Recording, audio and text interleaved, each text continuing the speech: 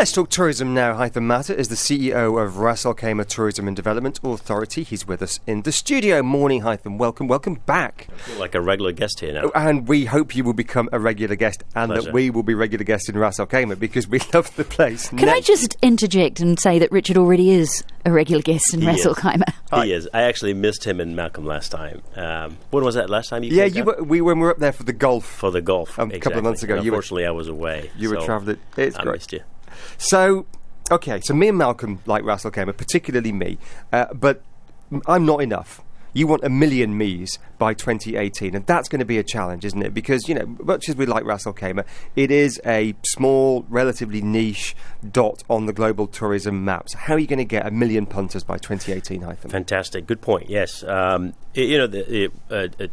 I think today one of the challenges we're facing is actually not having enough rooms, to be honest with you. I think the demand has been growing tremendously into Ras al Khaimah, and we've been very busy this year launching our new brand and also launching our new vision, which we launched last January, and we've invited the private and government sector to be part of this strategy. And also make sure that we're all aligned and singing off the same hymn sheet and driving tourism into Ras al Khaimah. So we're all hands in hand working with the government and the private sector, and the hotel industry is all on board.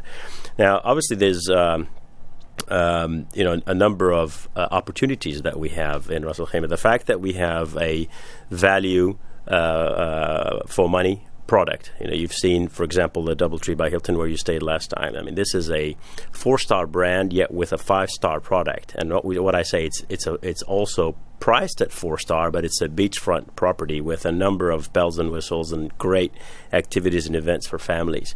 So it also what differentiates Ras al Khaimah is, one, we are very close to Dubai. 90% of our travelers come through Dubai airport today. So Emirates Airlines, Fly Dubai are great supporters for Ras al Khaimah. And the fact that we have a diverse landscape allows us to really play the diversity on the offering and also start to work on really diversifying our portfolio of markets and segments. It's funny because I feel like RAK has got a real identity, even the short time that I've been out of the country, in terms of positioning itself as the adventure holiday destination in the UAE.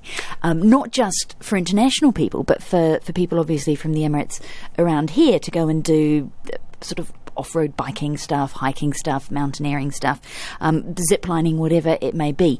What else are you going to try and do to add to that? I mean, are there still gaps in that strategy? Yeah, well, I think you've got a really good observation. Our natural assets sort of give it away, right? We have the highest mountain in the UAE, Jebel Jais.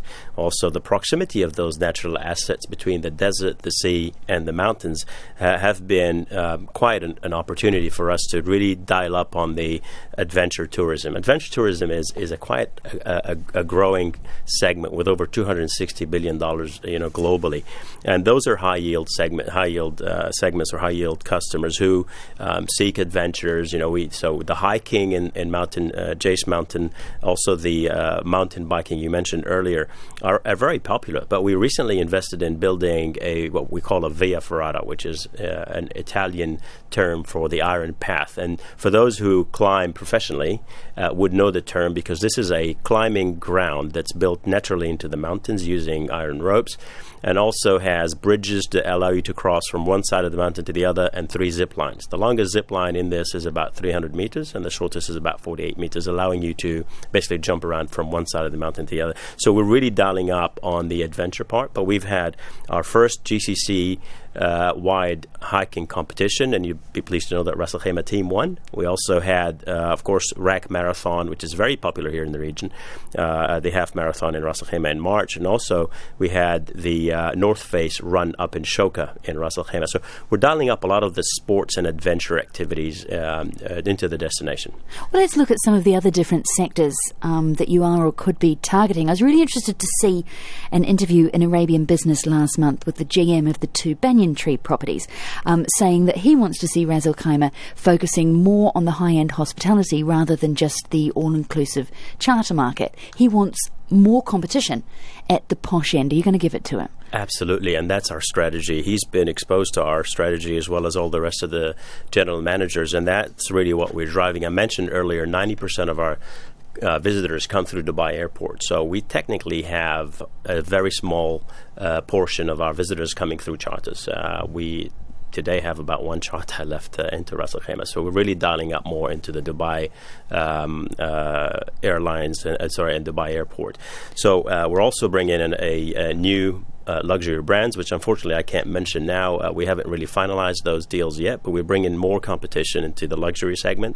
Our diversity of customers, where we're dialing up on the wellness, for example, and that's a very much a growing segment. And our spas, our natural assets, allow us to start to work closer on that with some of the key tour operators that drive the wellness segment.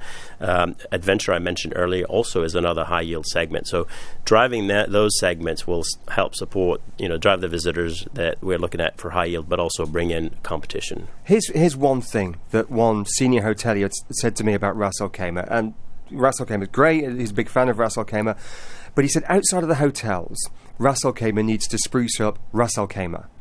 Within the confines of the 5-star hotel, it's great, but the roads, the old town of Ras al Khaimah, the beautification of the drive up to Ras al Khaimah, work needs to be done on that. Yes, we like the fact that we can see the camels and the donkeys when we drive up there, but you're driving through an industrial estate part of the time, and it's not that pretty. What's being done to make Ras al Khaimah itself more of a draw? So a number of things. As I mentioned, in January we launched our 2019 strategy and vision under the guidance of His Highness Sheikh Saud bin Sarkar al-Qasimi, ruler of Ras al Khaimah. And that strategy brings in, the key stakeholders and players in the government and private sector. So the first thing you'd be happy to know is we've done an extension of the 611 that brings you straight to Ras al Khaimah. That brings us closer to Dubai, so the connections are greater. The highway, now 311, has been extended and widened. Also, the exit, which what we call exit 119, which takes you straight to the Waldorf and the Al Marjan area, that's going to go under development. So the road will be dualized, install lightings and safety barriers on the sides of it.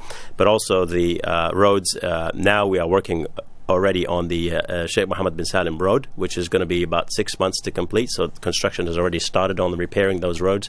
And also the key artery road into Ras al Khaimah, which takes you through the city into the Al Hamra, is also going to go under construction this year. There's a number of work that's being done by the Ministry of Public Works, both federal and local, to develop these roads. So that's infrastructure. Great, tick the box. What about beautification? Mm-hmm. Making Ras al Khaimah, the city, the town, more of a draw.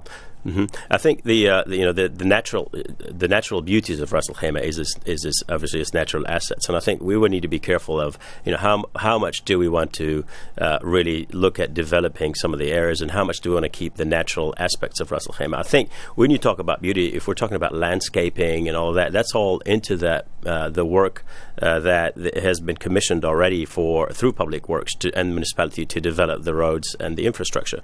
But I think what's really key is, of course, look, around the beautiful four walls of a great resort, right now we are trying and working on developing activities and events outside. So, for example, we've built our first convention center, which takes about 1,000 people plus, and we've started to bring in events. So the first was our Ramadan tent, which we now brought in for the local community as well as some of the tourists to enjoy some of the culture and heritage of Ras al Khaimah and the Arabian culture as well, and the authenticity. But we also have had our first beach concert with both Thomas Gold and Goldfish, and that has about 1,500 people on the beach. So we've received great response on that, and some of the other activities now we are in the planning to include master planning of the entire Old Town. And that master plan is work in progress. It's actually gone into design stage now. Well, we look forward to that by 2019. Haitham, it's always nice to talk to you. Appreciate you joining us this morning.